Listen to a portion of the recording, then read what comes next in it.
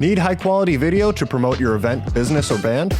We can help. We're Pixel Pond, a video production team based in the Pacific Northwest, providing high-quality content to clients across the U.S. and Canada. Whether you want coverage of your live event to promote for next year, or need a camera and a camera operator for your next big project, we can accommodate projects of all sizes. Your story is important. Visit pixelpondllc.com or send an email to info@pixelpondllc.com to get started today. We can't wait to work with you.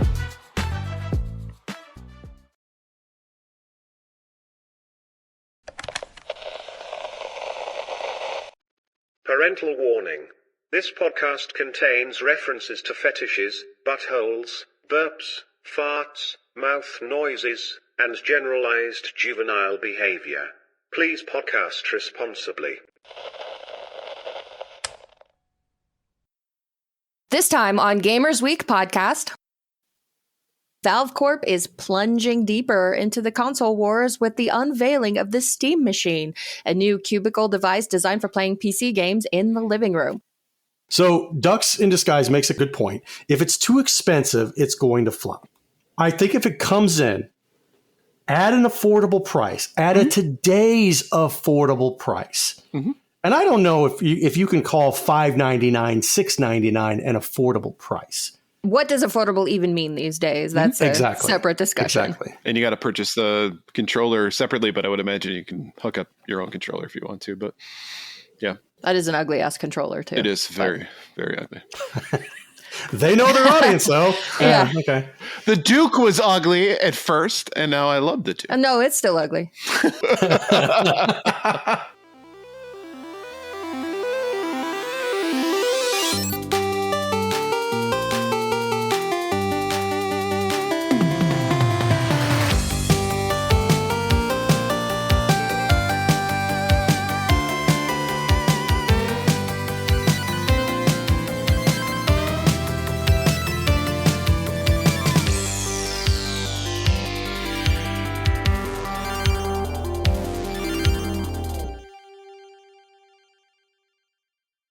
Sitting in the airport, scrolling on my phone, and then another guy sits down right next to me, takes out this handheld, flips it open, and starts playing it. And I was looking at it, and I was like, wow, this thing looks like a GameCube controller. So I said, oh, I've never seen a console like that. What is it?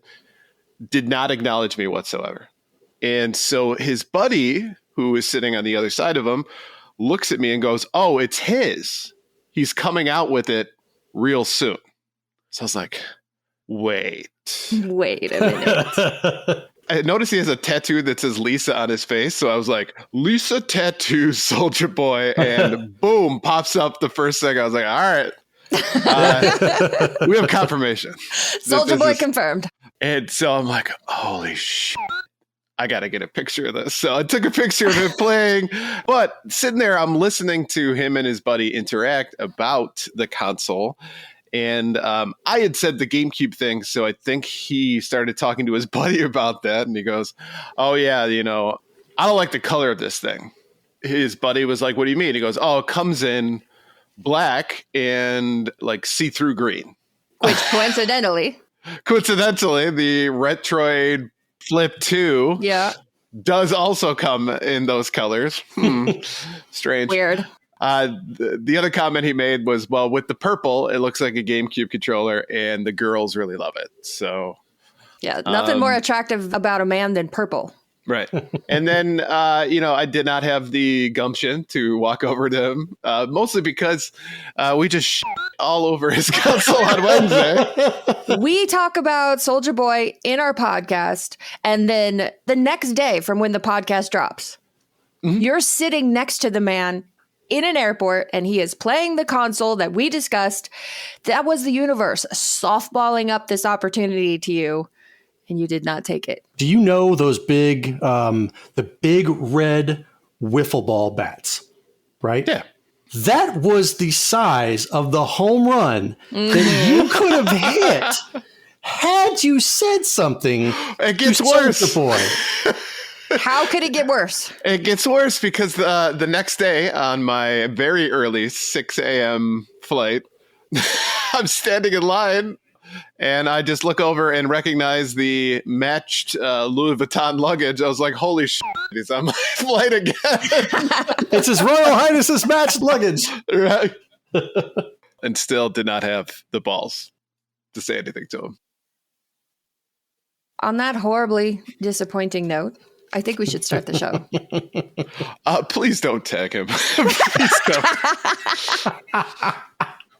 He probably wouldn't pay attention to it. Yeah, anyway. there's no way. There's no way he would actually watch. All right. Welcome, everyone, to Gamers Week podcast. Like the name says, we analyze the best, worst, and weirdest headlines of the past week in the video game industry. This is episode 189, and today is Wednesday, November 12th, 2025. Thanks so much for tuning in, everyone. My name is Blue Williams, and I'll be your host for this evening. But as you can see, I am not alone. I have two fine co-hosts with me. My first co-host is still coming to terms with the recent discovery of his ovophilia fetish. At least, I assume he has an egg kink if the erotic noises he was making during Monday night's stream are anything to go by. Oh yeah. Okay. How's that butthole? Yeah. It's getting a workout. Please, everyone, say hello to Ryan Payne, a.k.a. Retrogamebrews. It was mostly like... There are a lot of them that were quite a bit more sensual. I mean, the camera cuts off about right here, so you don't know. It was a tempest. We don't kink shame. It's okay. We don't know if those sounds were from the egg going in or coming out. I don't know. As you said, we can't see below the belt. It's true. It's very true. And my second co-host was recently quoted as saying he wants to climb into a chicken's butthole. And if you're looking for context, well, then you obviously weren't at that party. Please welcome to the show the Tip King, a.k.a. the one and only Donnie G. The Tip King. Tip Daddy. Yeah, but the trophy name was Tip King. It's true. That's true. That's true. It's so warm up there. It's so warm and relaxing. And then, like you get pushed out so suddenly. You're like, oh, it's so comfortable. What the hell's going on? This loud squawk. And you're like, oh, okay, I guess I got to go back inside. Wow. I suppose your therapist has heard all about that. It's expensive. It's expensive therapy. Let me tell you. All right. Want to start your own podcast? Maybe about a reboot of Hellraiser where the Cenobites are played by Care Bears? Well, you'll need a place to host your show. Buzzsprout has a user-friendly interface, great analytics, and resources to help grow your audience. Use the link in the description to get a $20 credit when you sign up for a paid plan. We have such sites to show you. I knew when I wrote this that you two would come in for me at that moment. And you didn't tell me. We often come in for you at the right time. And that's why this podcast works so well. All right, let's move on to our reviews, reactions, and requests. Tom is Fit says, my new favorite gaming podcast, very funny and entertaining.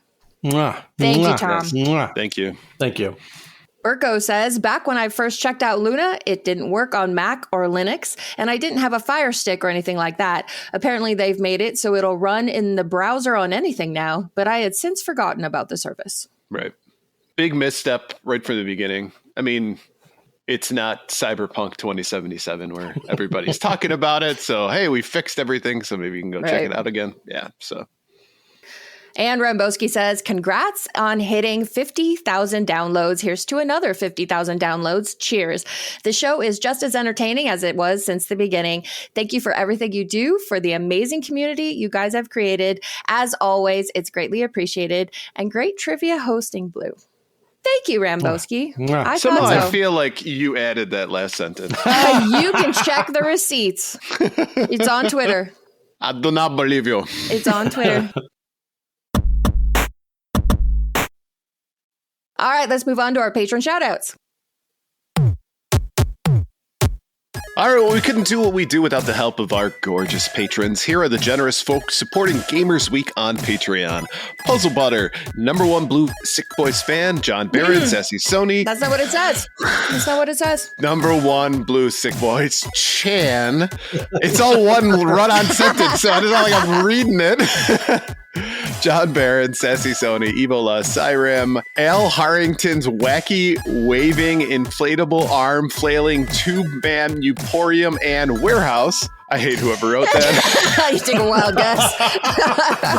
Mega Retro Man, Gamertroid, Moradi, Michael, he is one gigantic motherfucker. The Kite, Emo-esque, Bill Tucker, you know, the beeps, the sweeps, and the creeps. Fruitcakes, I hate it when my Schwartz gets twisted, pickled pepper, ducks with thick thighs, absolutely the best podcast, a work in progress. Bobson Dugnut, Blues Little Sis, Loudmouth, Retro Blast Pat, B&T Guy, the Mad Milkman, Seven Castle Forest, Crunchy Kong, Claw Machine Daddy, Frank Grande, Love Retro BTW, Steven Sand, Ramboski, Terry Kinnair, Don't Make Me Pull This Car Over, Games with Coffee, Fucking Love Sonic 2, Hybrid Divide, You Fall Before Me, Davey PGH, the Pixelpon family, including Shannon and Luke, and the Ski Ball Daddy, and Zach, aka Generic Name Daddy.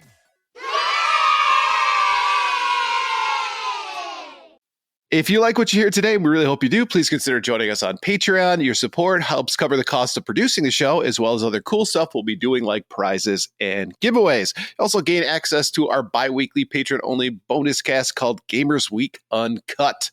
Patrons with benefits. Visit patreon.com/gamersweek or follow the link in the show notes to learn more. Two things. The quote is still from Commando, but it's from the security guard who's describing him. He's like, that is one gigantic Actually. Yeah. So I just like the way Arnold says motherfucker. You're one ugly Motherfucker. And Zach, you will always, forever be known as Old Cluster Nuts. So no matter what you change it to, you are Old Cluster Nuts to us. To be fair, I changed it to Generic Name Daddy. Did you really? All right, let's move on to the headlines. This headline segment is proudly sponsored by Absolutely the Best Podcast, a work in progress. Each episode, George and Zach discuss and rank all the best things, and right now they're working through every movie in the Alien vs. Predator connected universe. This week, they've got a trivia question for us. Atari's football arcade game from 1978 is the first example of what video game feature that surely everyone takes for granted these days. Visit them at absolutelythebest.net or follow the link in the show notes. All right. A couple days ago on Facebook Marketplace, as you know, I like cocktail tables as video game arcades. And this one came up. So it's listed as Gridiron Fight. And I think what they did is they took an Atari football cabinet or whatever and like refit it to match up with this Gridiron Fight. And so I just looked it up, right? I was like, all right, I've never heard of this game before. Let's take a look at it. And it's a more modern version of Atari football. This thing doesn't use a joystick. It uses a trackball. And I was, of course, doing research on that. And ironically enough, that's one of the things that they mentioned was that it was one of the first, or if not the first, arcade to use a trackball. Am I right or wrong, Blue? Well, that was my guess, was that it was trackball, but I didn't think I was right because who takes a trackball for granted these days? Right. That's not a feature that you take for granted.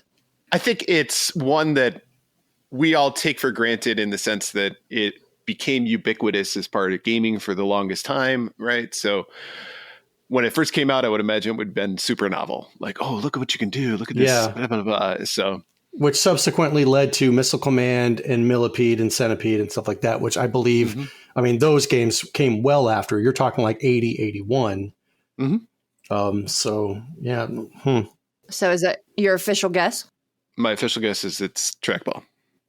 All right. I couldn't even begin to tell you. I've never heard of that game, so I'm just going to go along. I'm going to ride on the coattails and say trackball. Okay.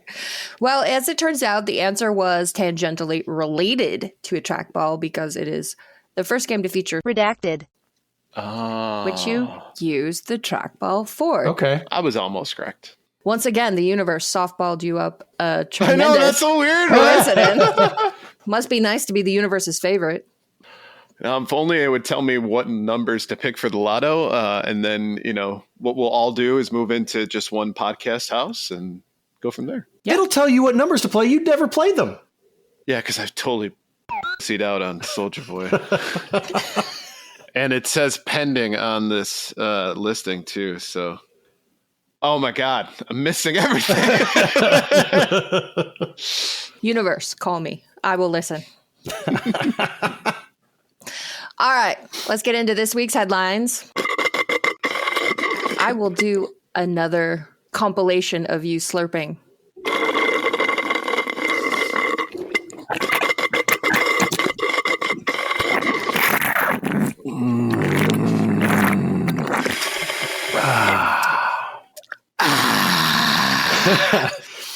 Mind if I have some of your tasty beverage to wash this down?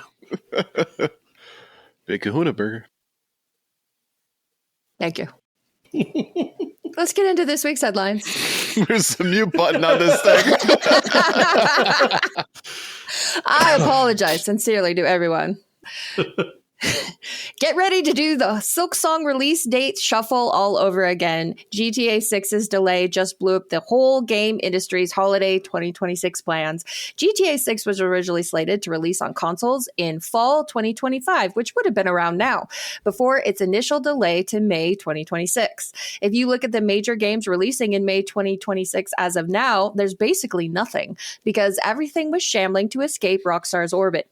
However, Rockstar's parent company Take-Two Interactive has now announced that the game is delayed once again to November 16, 2026. Per Take-Two, this delay is designed to give some additional time to finish the game with the high level of polish players expect and deserve. Rockstar has our full support, of course, and we are confident that they will deliver an unrivaled blockbuster entertainment experience. In other Take-Two news, last week, the company fired between 30 and 40 employees in a move that the Independent Workers Union of Great Britain claimed was blatant and ruthless union busting. Take-Two issued a statement that the fired staff had leaked company secrets in a public forum, but according to Bloomberg, the public forum was a private trade union chat group on Discord. All of the fired employees were either union members themselves or trying to organize a union within Rockstar. Now, IWGB says it's issued a legal claim against Rockstar for unfairly dismissing staff for union activity and blacklisting its members. Alex Marshall, IWGB president, added, employers like Rockstar would do well to understand that private spaces such as trade union Discord servers have protections, and that their company's contractual clauses do not supersede UK law. This case stands as a warning to any employer in the games industry and beyond who thinks they are able to act with impunity against organized workers. We will not be intimidated. Who was the stool pigeon who leaked this crap? I want to know. I want to, as the mayor of Amityville would say, I want him hung up by his Buster Browns.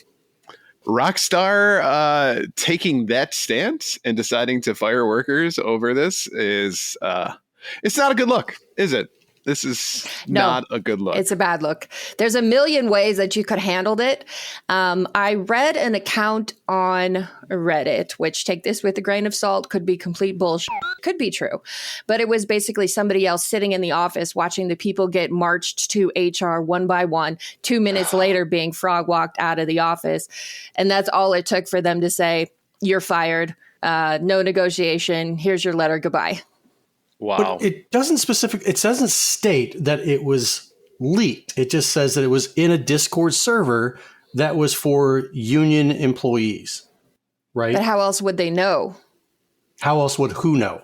How else would Rockstar find out that there was a private Discord server for people trying to start a union? Unless somebody ratted them. Exactly. Management is shitty. Management probably has little toadies around the office that look and keep eyes and keep watch over what everybody's doing. They all have a Karen who's like, oh, I saw Timmy. He's on Discord and he's talking about the new game. So, Discord's a public thing. So you might want to go and have a talk with them. And the next thing you know, a firestorm happens. Right. Probably they were trying to recruit and somebody thought it would be a good opportunity to do a little ass kissing. I don't doubt it. But GTA 6, like you said, now Silksong. I like how silksonging is now a verb. You got to Right. stop song the release dates. Imagine being a company that pushed your back.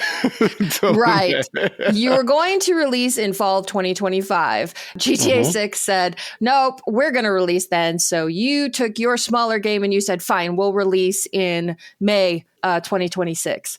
Then the GTA 6 reschedules for May and you're like, fuck, okay, we'll push back to November 2026.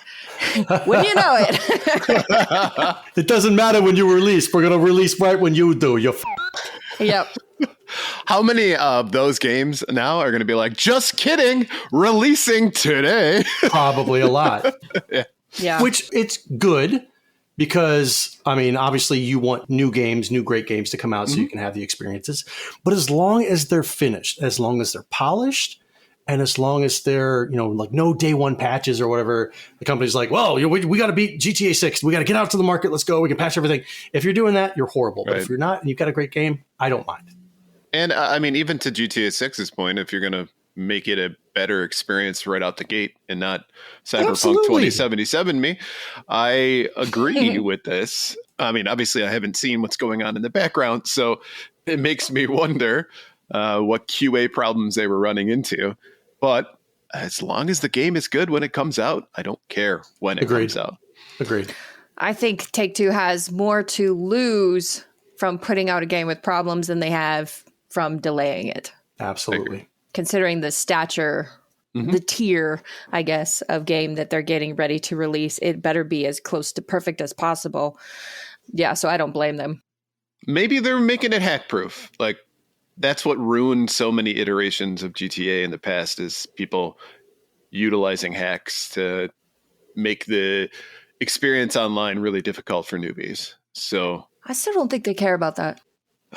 When you say in the past, there's only been one iteration that you've been able to play online. right. GTA 3, Vice City, Grand Theft Auto 4, Grand Theft Auto, no You can't play on them San online, Andreas. You right? can't play them online. Right, but the fifth one that came out, when that came out, you could mod the game so that you had a gun that would shoot tanks and stuff. And Maybe they're just trying to prevent more hot coffee mods. That's true. I was just correcting you because you said there were others and there's really only one other. So I was being pedantic and actualing you. I appreciate that. You know, you make me stronger. I love you. Okay, later, boys. Later. But if you're continuing to polish this game, you know what would probably help? Employees? 30 or 40 more employees. No, you get rid of these guys because they want to unionize, and then you advertise for the position at a lower cost, at a lower rate, and bring them in and work them over for a year. And then when the game releases, say, okay, thank you. We don't need you anymore. Yeah. Sanity says, damn, Donnie f***s with capitalism. I just know how it works, Sanity. One of the statements that the IWGB made was, in recent years, Rockstar executives have benefited from £443 million in tax relief, while showing total disregard for the law or the livelihoods of their staff. At every turn, they've chosen profits over both workers and fans of their games. That's every single company. It really is. It is, yeah. Does it make it right? No. But I still can't believe that people are going into college and studying game development expecting to have a good career after all of these horror stories. all right. Well, moving on to much more exciting news, I'll say. Valve Corp is plunging deeper into the console wars with the unveiling of the Steam Machine, a new cubicle device designed for playing PC games in the living room. The new console, which isn't yet priced, will be released in early 2026. It will use the Steam OS interface, an offshoot of Linux that debuted 3 years ago on Steam Deck, the popular handheld gaming device from the closely held Bellevue, Washington-based company. We've been super happy with the success of Steam Deck, and a lot of the feedback we've received from gamers about it is what encouraged us to expand the options for Steam users, Valve said in a statement. The Steam Machine will arrive in two models, 512 gigabytes and 2 terabytes, and will be available to purchase either as a standalone or in a bundle with a new Steam-branded controller. The controller, which has magnetic thumbsticks and 2 trackpads, will also be sold separately. Valve also revealed its plans for the Steam Frame, a new virtual virtual reality headset that will ship around the same time as the Steam machine and will also run on Steam OS. This isn't Valve's first attempt to shake up the console market. In 2015, the company partnered with external manufacturers to release living room PCs, also called Steam machines. From the start, the devices suffered from brand confusion and sales were sluggish. After 3 years, Valve discontinued the effort. The experience led Valve to take its hardware development in-house for the Steam Deck, which has been far more successful. I'm going to pull a Josh Baskin. Oh, Uh-oh. You're about to piss off a lot of people. I don't get it. What don't you get, Josh? I already have a computer that plays Steam that has equal storage. Okay, is this thing upgradable? If not, it's a fucking console that has a lifespan. If so, if I can upgrade it, why am I buying this just to play video games when I have a computer? I can answer your questions, Josh. Okay. This is for people like me. I do not want to spend 1 second more on my computer after I'm done working. I fucking hate it. So I never play on Steam. I only want to play on my consoles. And if you think about Steam's market, where is left for them to expand but to people like me or people who can't afford like the big fancy gaming PCs? This is going to cost as much as a big fancy gaming PC. I don't know that. It. If you want to make a bet, I guarantee you this thing is going to cost like $9.99. If somebody could clip this. What do you want to bet? I don't know.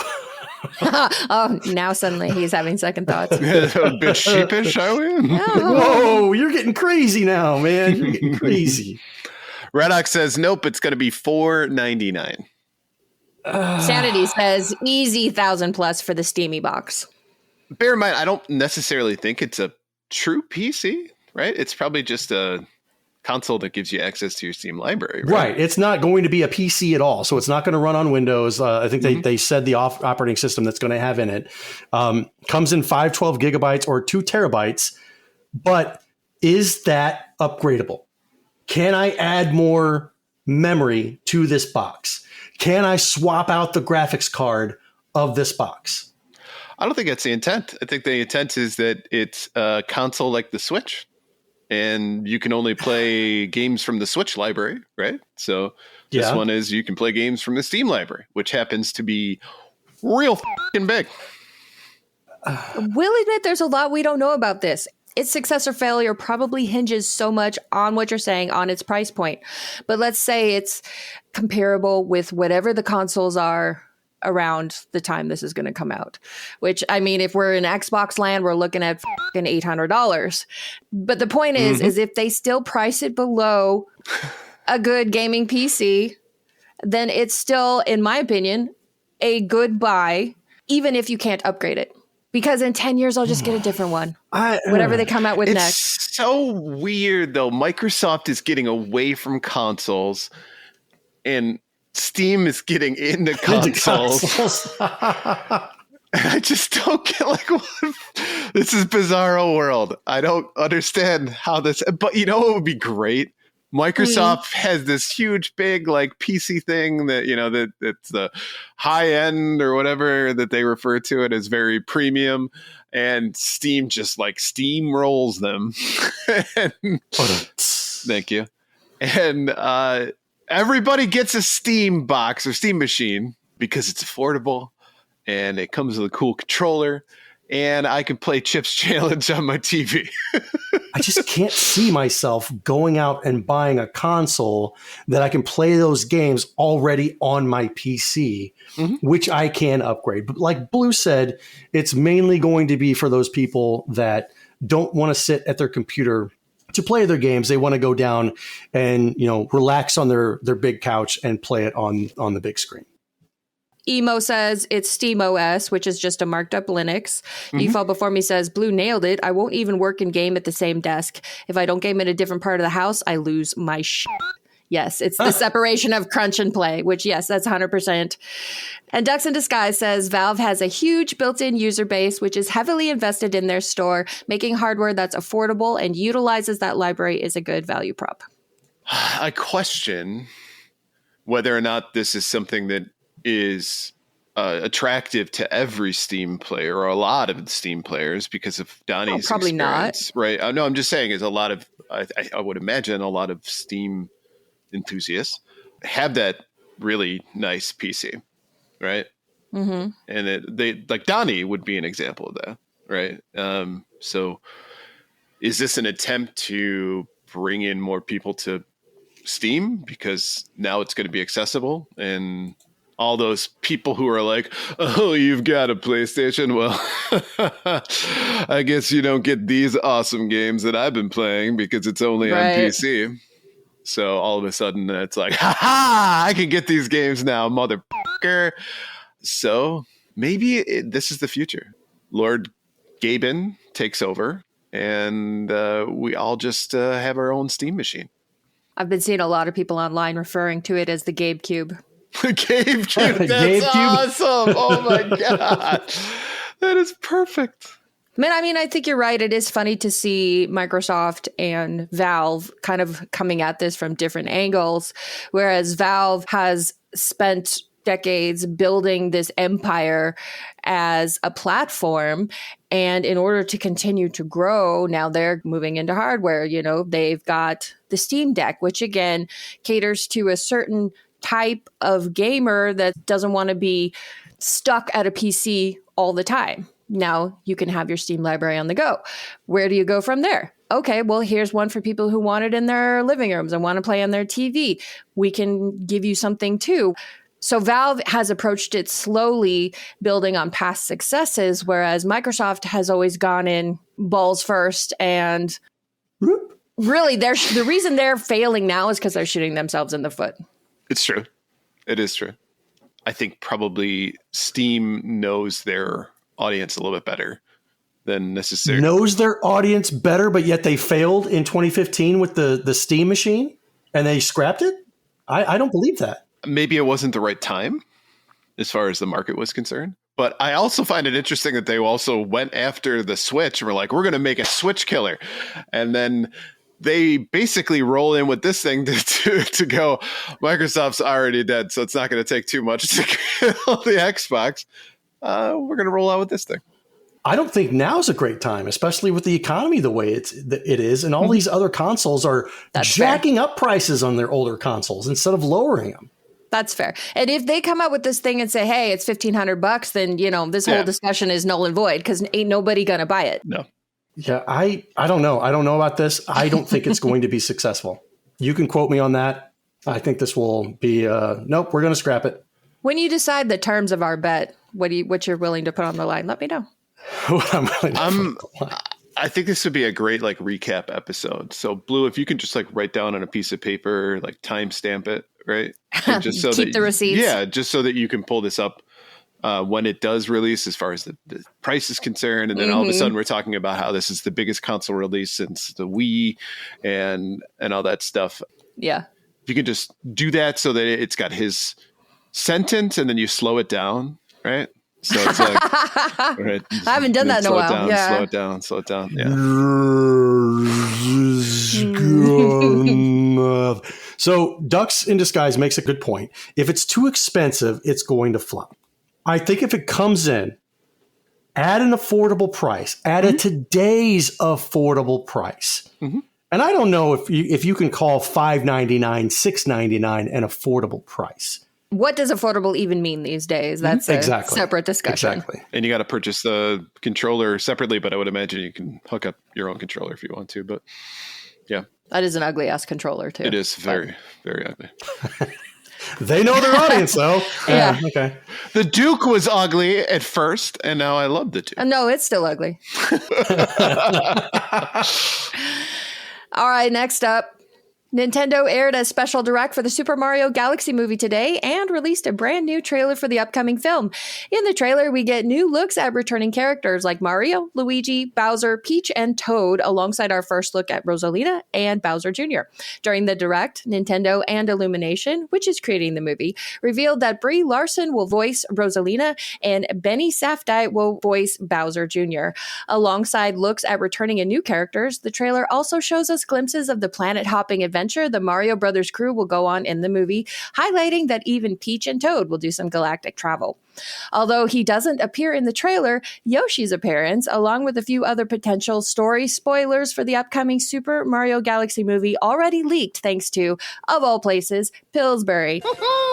Yes, the American brand of baking products. Yoshi's face can be seen beaming away on the front of a box of pre-cut sugar cookies shaped like green spotted eggs. The box also leaked the appearance of Rosalina, Comet Observatory, and Bowser Jr., although those have now all been officially revealed in the trailer. The Super Mario Galaxy movie hits theaters on April 3rd, 2026. You didn't hear it, but when you mentioned Pillsbury, we got a special soundbite. The Doughboy? Nothing says lovin' like the new Super Mario Brothers movie. I haven't made a secret of the fact that I made it about a half hour into the first Super Mario Brothers movie, was bored out of my mind, and turned it off. So it doesn't matter what I think, but... I think that's true of a lot of things. Hurtful. What did you guys think? I think it's more of the same. More of the fun part that the first one was. It appears to be. There's jokes already in it. Jack Black is excellent, as usual. And it sounds to me like it's just a continuation of an already pretty damn good movie. Yeah, I thought it was a good movie as well. Simon says Mario was a big jerk when Bowser showed him his painting, and then Redox says, of course he was. He's Chris Pratt. I got no problem with Chris Pratt playing Mario. I'm sorry. Me neither. There could be a million worse actors to voice Mario. If they would have gotten Gilbert Gottfried to voice Mario, I mean, come on. Chris Pratt is like God tier compared to Gilbert Gottfried. Why is that the bar we're setting?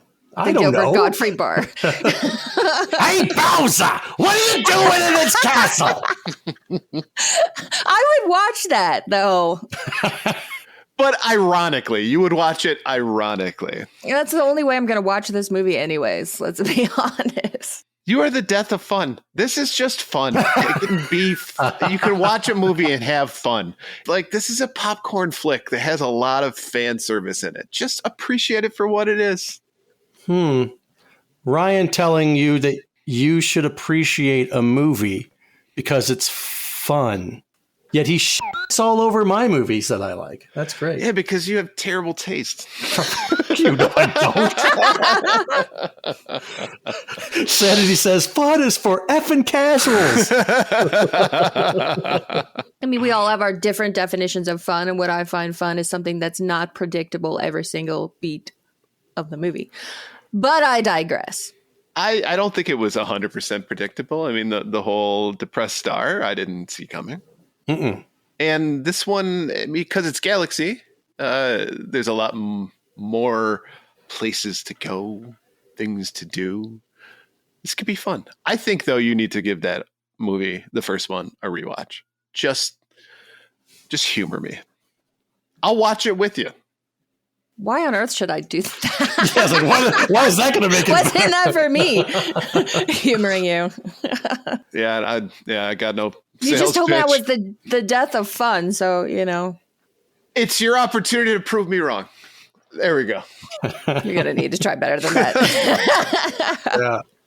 But yeah, I'm sure just like the first one, this will go on to make $1 million, bazillion, gazillion dollars worldwide. And Nintendo will continue to sleep on their beds made of pure gold and diamonds. Then we'll see a lot more like this. Supposedly, once this one comes out and then also the Zelda movie, Nintendo has said that they want to increase the cadence of their movie releases. So they become Marvel. more. Duck Hunt, the movie. Gyromite. Oh my God. If Rob the Robot is not a villain, I'm going to be so upset. Donkey Kong with Seth Rogen. Right. I didn't hate it. Arkanoid, the movie. Tempest. Excite Bike. See ya. Yeah. I mean, they really could do that on Excite Bike, like a Days of Thunder kind of movie. But of course, it's overheating. Oh no! Why are you constantly overheating? I didn't hate the first movie. I don't hate the Sonic movies. I haven't seen all of them. I think I've only seen 2 of them. They're okay. They're fun fan service. They're not horrible pieces of dog shit like the original Super Mario Brothers movie was, which now you can look back in retrospect is a little campy fun, knowing how horrible it is. But I thought the first Super Mario Brothers movie was excellent. And that's fine. I don't begrudge either of you that. But we begrudge the fact that you hate it. You're not allowed to hate things, Blue. Right? Clearly, with how much money this made, I am in the minority, and I'm okay with that. Not every movie is for every person. She doesn't even like the first Predator. What? Well, okay, I did redact that a little bit. I tried to watch 3 movies this past weekend, and Predator was the best one that I watched. I mean, he throws a knife through a guy's chest and then says, stick around. Doesn't get much better than that. I saw it. I did. Jeez, you got a big. Never mind. Because of the echo. See, and I was actually thinking that. I was thinking before he died, the poor glasses guy, I hope he got some of that big, that he was always joking about before he died. And I kind of don't know if he did, but. Jesse Ventura's chest got opened up like a big one, but yeah. I'm not going there. Because of the echo. That's a different kind of movie. All right. And last up, Holy Pizza. They're finally making an Overcooked reality TV show. As reported by Deadline, the series is in the works for Netflix from A24 and will be the studio's first reality series. The show is supposedly an unscripted format along the same lines as Nailed It and The Floor is Lava. But Overcooked will reportedly distinguish itself with high-stakes kitchen challenges and the signature chaos that made the video game a hit with fans, Deadline says. Like trying to cook meals in the beds of 2 moving trucks while the kitchen bursts into flames, for instance. Overcooked first released in 2016 as an up-to-4-player cooperative game where players try to complete cooking tasks to build orders to meet customer requests, all while dealing with various kitchen obstacles. It's the kind of game that can make or break your friendships, which also means it might make for some genuinely engaging TV. A24 is also currently working on movie adaptations of Kojima Productions' Death Stranding and From Software's Elden Ring. I think Overcooked is the perfect relationship test that you can have. Oh, no. So if you're thinking, hey, this might be the one. No. Play some Overcooked with each other and see how you react when the other person isn't doing what they should be doing and not keeping up or pulling their own weight. If you're just like, oh, whatever, right? Perfect person for you. If you both are locked in and you're going at it and you're ready to, you're making the food in just a beautiful, harmonious way, you're perfect together. But other than that, get out now. Get out now. What's the insurance going to be on a show like that? If you're cooking something in a truck that's bursting into the flames? Is it that kind of show? People are gonna get injured? Sign a hell of a waiver before they go on. 6 months from now, we're going to talk about how the show got canceled because somebody tragically passed away in a flaming truck accident. Z Puzzle Better says you need a new segment, Red Flags by RGB. I think he would have way too much fun with that. Oh, I might do that for an end segment here. Yeah, but I don't think that there's any relationship that can survive this. It cannot be done. And I don't care how good your relationship is with this person. Never played Overcooked, so I don't know what's going on with the show or with the game. So the idea, of course, is that you got a bunch of ingredients. You've got patrons who want to eat a specific meal, and you're working with another chef, right? So it's almost like it's an assembly line. And the reason that it breaks up friendships is because if you're not working perfectly together, like shit piles up real quick. And stuff catches on fire. And I tried to play it by myself. Pretty sure it's not possible. You need at least one other person. But when we got farther into the game, we hit a stopping point where we couldn't progress with only 3 people. Even working, not bad. You needed 4 people to be able to do all the tasks and in the right order, and don't fuck up. Don't cut the mushrooms when somebody needs onions. Just imagining, though, your family, like, Grandma, did you just call me a motherfucker? See, Ducks in Disguise says, I burned soup. What the is that? The soup will catch fire, yeah. Go Homo Go says, who has that many friends? Tiger Narc says, whose inner Gordon Ramsay explodes first? Mine. I can just see you giving people death stares, too. You're just like... What's good? Because you got those looks that kill. So she's got looks kill. I mean, I'm definitely going to watch this when it comes out just to see the chaos. Oh, yeah, I'm going to try it for sure. Check it out. Right. But yeah, Donnie, when you eventually, if you ever try Overcooked, you may as well play it with somebody you already hate, because that way, no harm, no foul. So one of you two? I was going to volunteer.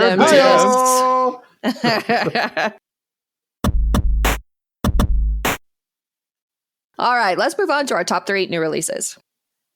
All right, so I got to ask a question. That first word, is it lumines or is it lumini? It's lumines? Luminous, maybe? You know, when we had Paul on the show, the Gamersician, we had the same discussion. So lumines, That's right. lumines, lumines. No one knows. All right, first up, lumines arise. Lumines. PS5, PSVR 2. Ooh. And PC.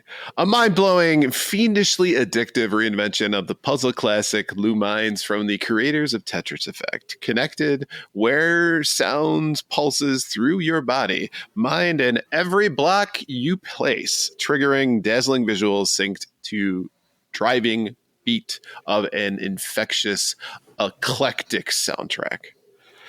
It's a lot of adjectives. Ducks in Disguise says, yo, it's me, Lou Mines. Where's my money? Stand and deliver. Next up is Rue Valley, PS5, Xbox Series X and S, Switch, and PC. Rue Valley is a narrative RPG about a man trapped in a time loop surrounded by a colorful cast with complex emotional stories, each hiding unexpected secrets, dealing with mental challenges. The main character must rise from the depths, delving into the anomaly to uncover its enigmatic origins. And last up, Call of Duty Black Ops 7. PS5, Xbox Series X and S, PS4, Xbox One, and PC. In Call of Duty, registered trademark, Black Ops 7, Treyarch and Raven Software are bringing players the most mind-bending Black Ops ever across an innovative co-op campaign, electrifying multiplayer experience, and the legendary round-based zombies mode. So, with these 3 lovely games, Donaldo, what are you going with? Out immediately on Call of Duty Black Ops 7, which leaves Lumines Arise and Rue Valley. Now, in our poll in our Discord, I chose Rue Valley because I love the look of it. It's that whole isometric, makes me feel like I'm playing Shadowrun again back on the Super Nintendo. Disco Elysium, which I still have in my Steam library, I have yet to play, but it has that feel to it. I just don't know if the gameplay is going to be something that I can get into. So, because it does have that 3-letter acronym that you love so much, RPG. Oh yeah. Which I don't mind. Typically, when you think of RPG, you think of like medieval or fantasy aspect. This is not the case here. I want to say Rue Valley But if Rue Valley isn't up to snuff, then I could easily pick Lou Mines Arise. Lou Mines Arise. This is my buddy Lou Mines and Joey Bag of Donuts. Lou Mines and Johnny Shovels. Get it there, tag team. I got it. All right, Blue, what about you? Yeah, so when we ran the poll in the Discord, Rue Valley got 53% of the votes. Mm-hmm. Luminis, Arise got 29% of the votes. None of these got 18%. And Call of Duty Black Ops 7 got a measly 0% of the votes. Nobody wants this game. And Sam Distraction says, nothing says innovatively more than more of the absolute fucking same. Exactly. You know, they've got a formula. It largely works. If it ain't broke, don't fix it. And I will say, while everyone knows I don't want to play Black Ops 7, that is the game we have actually purchased here in the Blue household because Mr. Blue has been bouncing off the walls. So excited to play this. So, you know, for what it's worth, that is the game we actually bought. Rue Valley, it looks like a lot of people are comparing it to Disco Elysium. Looks really great. Heard really good things about it, so I'm interested in playing that for sure. Lou Mines Arise would really be my choice, except for I could not play Tetris Effect. It gave me the worst headaches. Even not on VR, just on the regular PlayStation, I could not play it. So I suspect Lou Mines Arise would give me the same, which means I'm in for Rue Valley by process of elimination. Okay. What about you, Ryan? So I will say this. I've seen recently Call of Duty Black Ops 7 advertisements, and they're funny. So the concept is that what's her nuts? Yeah, her. Nikki Glazer, right? And the Scandinavian dude who played the crazy cosmonaut in Armageddon. They are the replacements. So whoever it is that they're interacting with, they're replacing somebody for the day because they're at home playing Black Ops 7, right? They did those, frick. It was some quarterback. Like, he's Right. not at the game. It was that actor in the game instead, and everybody's like, Was it "Where Kyler Murray?" I was like, "Where's Kyler?" Oh, he's playing Call of Duty. So kudos on the marketing campaign. Not going to buy it. Not even going to touch this. So thanks for the laugh. I appreciate that, but did not convince me to buy the game. Go Hobo Go says Kyler Murray did just go on injured reserve. Coincidence? Yeah, he did. Ooh. I think not. Oh. That was like foreshadowing, wasn't it? They were which brings me to Lou Mines Arise. I'm in the same boat as you, Blue. It's disorienting at best, probably vomit-inducing at worst. Yeah. Watching the trailer, I was woozy. This is too much at once. It was like sensory overload. When it got to the actual game, it wasn't that bad from what I could see, but still, it's just too much, I think, for me. At least. I like puzzle games, and I like games that are similar to Tetris and Columns and all those games, but there's too much going on. I'm already like so focused on trying to get the next thing to work. If there's too much going on, it just fries my brain. Yeah. Which brings me to Rue Valley. I really love the atmosphere of this game. It feels cool. It feels dark and dank. And to your point, Donnie, and it feels very Shadowrunny, which is exciting. From what I can tell, too, like the game itself has a lot of twists and turns in it from just the small trailer that I saw. And I like games like that where it's unexpected. And I also like the fact that it's not trying too hard to be a AAA game. Like, they know their lane. And so if you can create a really good narrative story, you don't need it to be Baldur's Gate 3 in order to get there. Sign me up. So I think I'm going to go with Rue Valley this week, and not just because it's the only one left. Not because I've torn the others to shreds.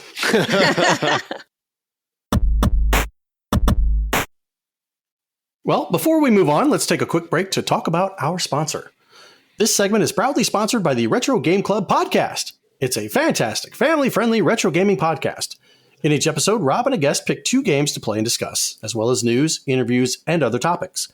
This week, they're playing through Crew Ball, a Motley Crue-themed video pinball game for the Genesis, and Ninja 5-0 for the Game Boy Advance. Visit them at retrogameclub.net or follow the link in the show notes. I love the fact that there were so many games back in the day that utilized metal bands. For pinball specifically?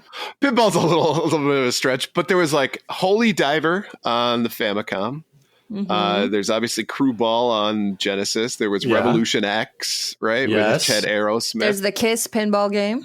Kiss and Metallica had a pinball game as well. So I think that was the golden era of music and video game crossovers. Game devs back in the day, they just looked at metal, they looked at pinball games, and they thought match made in heaven. Why didn't we ever get a Nelson video game then? Or a White Lion? You have a degree in game development. It's true. Make it happen. When the children cry. No, I'm not doing that. Redox says, we got NSYNC, get to the show, and we were told to like it, okay?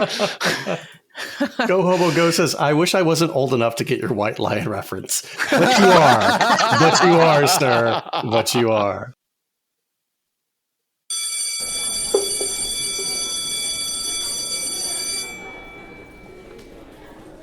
Welcome back, students. Please take your seats. Welcome back to Gaming History 101. I'm, of course, your Professor Rybread, and today we're going to be talking about kind of a unique situation that I wasn't completely aware of until recently when I saw a video that randomly came up on my YouTube algorithm. And so before I jump forward to this, have either of you have heard of the concept of hikikomori? Mm-hmm. Blue, what have you heard about hikikomori?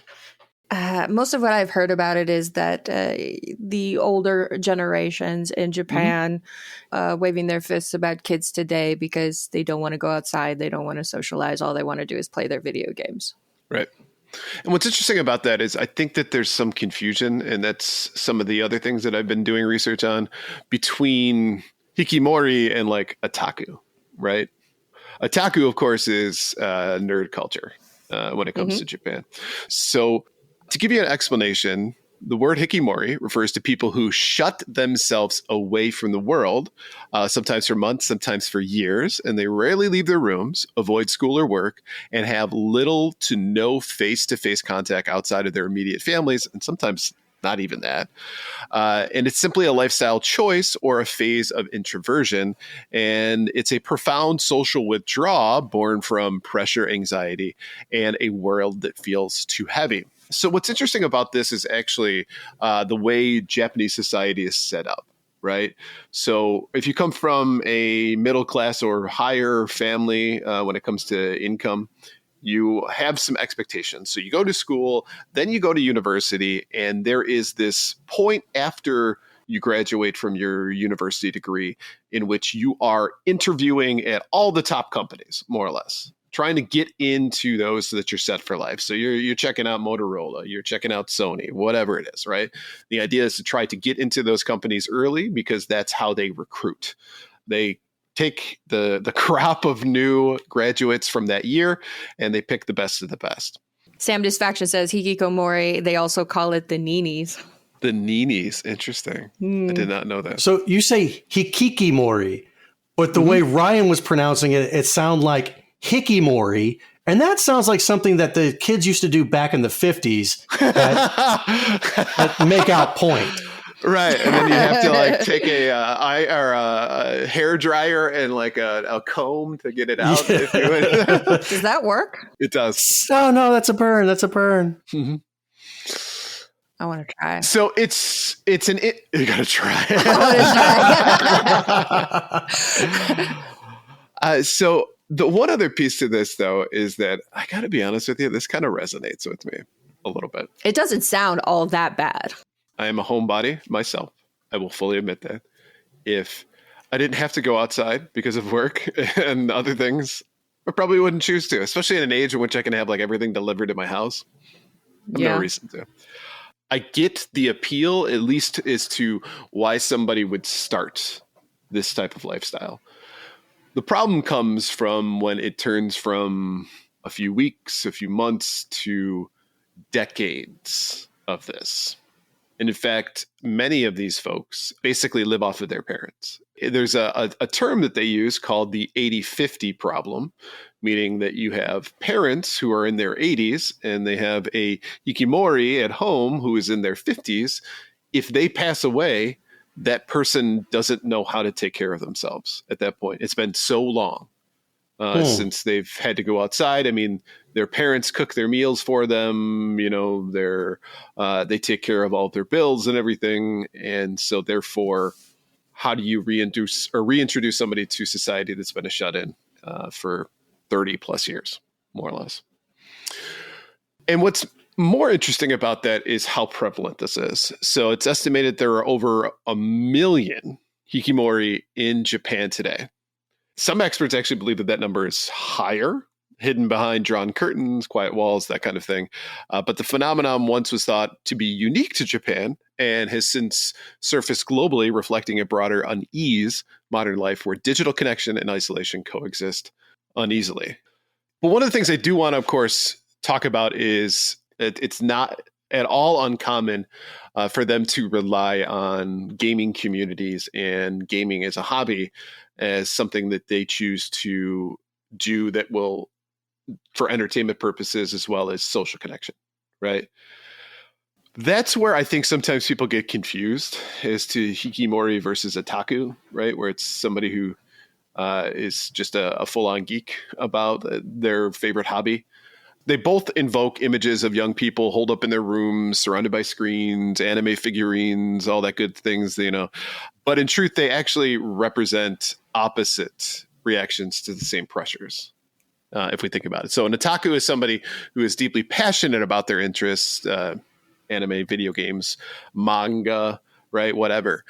And they consume their time and their enthusiasm with those genres, those pleasures, those pieces of entertainment, right? So for decades, otaku culture has been seen as socially awkward or obsessive, but it's fundamentally about engagement. Otaku are still out in the world. They're attending conventions, meeting others who share their hobbies, and forming communities around what they love.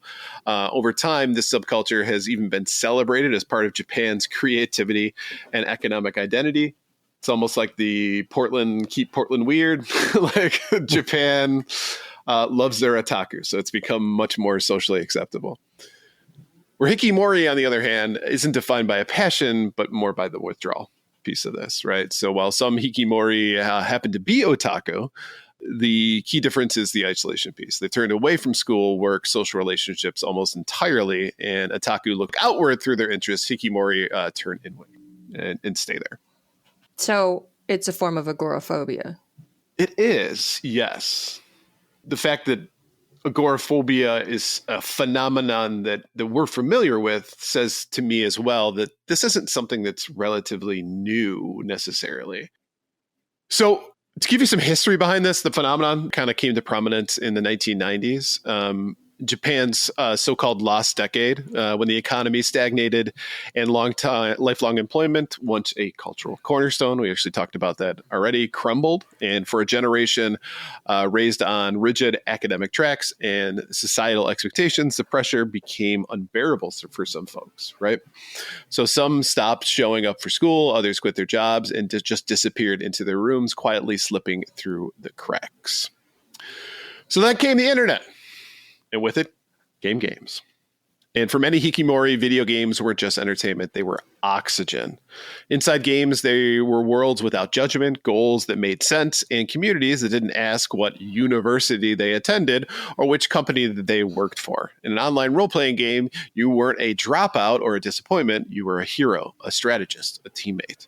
Gaming gave me structure, said one former hikikomori in a 2018 NHK documentary, which I watched a lot of this. This was interesting. Games like Final Fantasy, World of Warcraft, and even later iterations of Final Fantasy, like 15, became virtual meeting places where isolated individuals found friendship, purpose, even romance. And these games offered what everyday life didn't: a sense of belonging and progress, all from the safety of a small, mostly dimly lit room, is what we're going to assume. And the reason as well is that a lot of these folks, their sleep schedules are set up so that they sleep while everyone's awake and they are active when everyone's asleep. So which again, I'm not seeing the problem. I agree as well, as someone who's a night owl and someone who hates the fact that that most of society is tailored towards extroverted morning people. I don't mind that. It's night out. It's cool. The internet is fast and the world is quiet. It's perfect. Exactly. So the question then is it a escapism or is it a survival mechanism? I'm not going to say that I'm 100% positive on this one. This is more my speculation on that. But there is a line, I would say, between refuge and avoidance that can actually blur pretty quickly between these folks. This is why it becomes something that doesn't just last a month, but can last decades. There are quite a few psychologists who are studying this, and they also recognize that gaming might kind of be a part of the problem a little bit too, because it can help soothe and sustain that isolation. Because they can form social bonds, it feels real to them. These relationships that they have with the people that they play with online can make the outside world feel even more foreign. Why would you put yourself in a situation that's going to make you feel uneasy when you have control over the kinds of relationships, how you present yourself to those people? You can be whoever you want on the internet and nobody knows the difference. You may very well be interacting with somebody on a daily basis who is a hikikomori and you never know the difference, right? The reason I brought this up is that it's an interesting dive into the life of someone else that I felt as though I could probably easily find myself falling into if I had a wealthy benefactor who wanted to pay for all my stuff and let me live in their house, right? And all I was thinking too is that if I win if I win the lottery, do not expect me to show up to anything anymore, because I will absolutely live out this lifestyle. You know what? They're going to find my body in my apartment years later, right? And all jokes aside, though, if you feel as though you are kind of falling into this routine or whatever, just be aware that it can be debilitating. It can be something that this becomes more comfortable. And it's almost, it's akin to things like hoarding and other social-based problems that people run into. So I would encourage you that if you feel as though you're kind of falling into this, start to do some research into it and seek help moving forward. Well, thank you for attending today's Gaming History 101. And if you have any suggestions or stories you'd like to hear, feel free to email us at gamersweekpodcast@gmail.com. We might feature your suggestion. Redox says they're thinking of adding it to the DSMV. Oh, no kidding. Wow. You know, when the world is gestures wildly, doesn't always sound so bad. But yeah. Again, I can empathize 100%. 100%. Yep. All right. Well, let's go ahead and wrap up the show. Thank you, everyone, for listening to episode 189 of Gamers Week Podcast. And a big thank you to the Retro Game Club Podcast, Love Retro BTW, Pixel Pump Production Company, and Absolutely the Best Podcast, A Work in Progress, for sponsoring this episode. Don't forget to check out their links in the show notes. If you want to connect with Gamers Week, follow us on Twitter and Blue Sky at Gamers Week PC. Watch us right here on Twitch at twitch.tv/GamersWeekPodcast, where we will record live every Wednesday at 8:30 Central Time. Email us at gamersweekpodcast@gmail.com. Visit our merch store at gamers-week-podcast.creator-spring.com, or if you want to do it the easy way, follow the link in the show notes. And last but not least, join us on Patreon at patreon.com/gamersweek.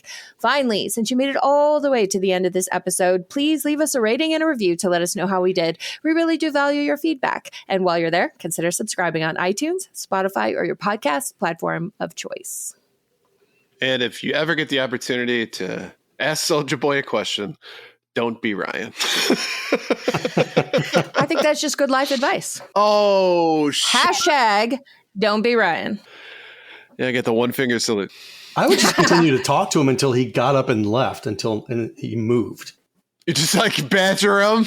Yeah. Well, I mean, not badger him. You know, obviously people do that to celebrities all the time. Like, oh my God, I can't believe you're Soulja Boy. In my head, I was like, should I ask? Should I not ask? Should I ask? Should I not ask? So that was before I knew it was Soulja Boy. I was still like, should I ask this person what game console they're playing? Wanted to know more. And then it hit me like a ton of bricks after he said, oh, it's his. Right. Like the whole episode just went brrr, like back into my head. Like, then the Scott Pilgrim gets it. Yeah. Yep. You got it. All right, guys. That is it for us tonight, Wednesday, November 12th. Thank you very much for attending with us tonight. We will be back next Monday for a Gamers Week live uncut. And then, of course, back next Wednesday for a live episode. Episode 190. 190. Was that now, are you going to leave that in? Was that a fart or was that a burp? It sounded like a fart. That was a burp. It sounded like a fart. It was a parting burp. It was a part. That's what it sounded like. Is such sweet sorrow. What other podcast can you listen to and get a parting burp? A PB. Seriously. Yeah.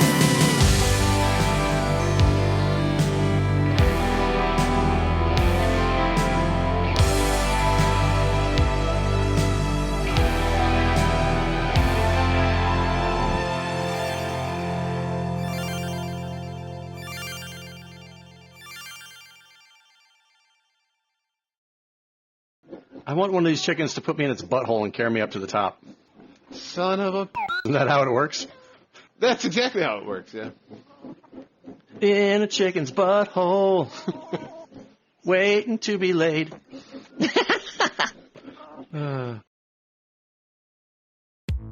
Welcome to Gamers Week Uncut. Welcome to Gamers Week Uncut. Welcome to Gamers Week Uncut, patrons with benefits. This is the unscripted, patron-only bonus cast with less editing and more dirty jokes.